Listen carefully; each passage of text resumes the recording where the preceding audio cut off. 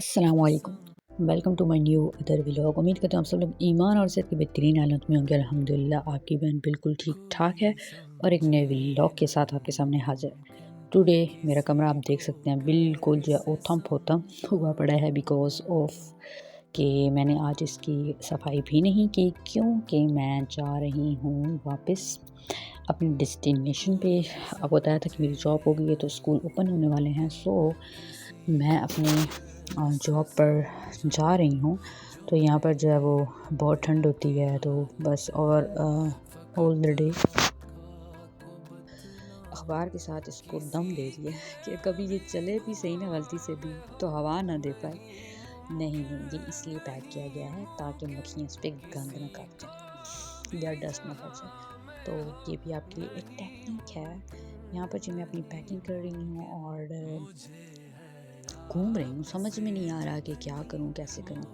تو یہاں پہ سب سے پہلے میں اپنا باکس رکھوں گی۔ یہ میری امی لوگوں نے کیک بھیجا تھا تو انہی کا برتن ہے، گندا مندا اندر ڈال دیا، وہیں پہ جا کے دھو لیں گے۔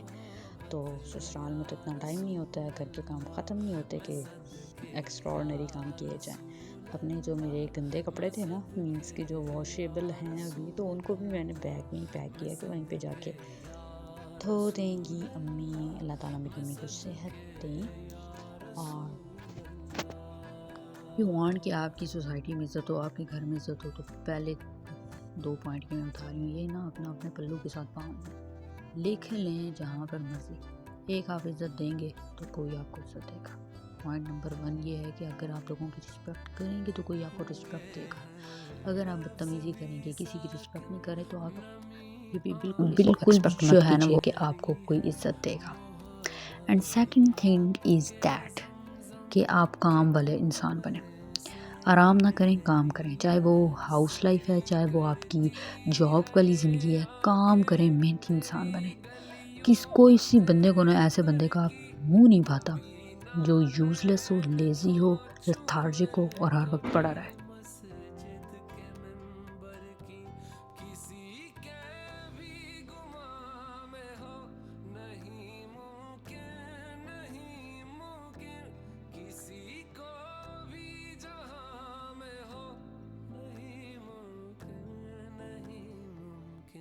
مجھے ہے آپ سے جتنی محبت یا رسول اللہ، مجھے ہے آپ سے جتنی محبت یا رسول اللہ، میں صدقے یا رسول اللہ، میں صدقے یا رسول اللہ، میں صدقے یا رسول اللہ، میں صدقے یا رسول اللہ،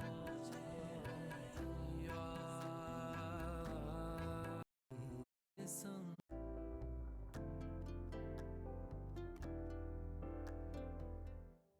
کوئی سمجھے نہیں ممکن کسی کو کیسے سمجھاؤں،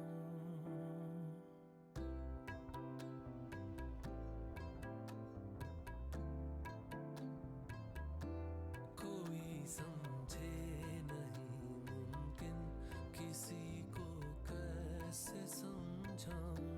تو ہم آتے ہیں اپنی ٹاپک کی طرف، ساتھ ساتھ میں اپنی پیکنگ بھی کر رہی ہوں، ساتھ ساتھ ہم کچھ باتیں کر لیتے ہیں۔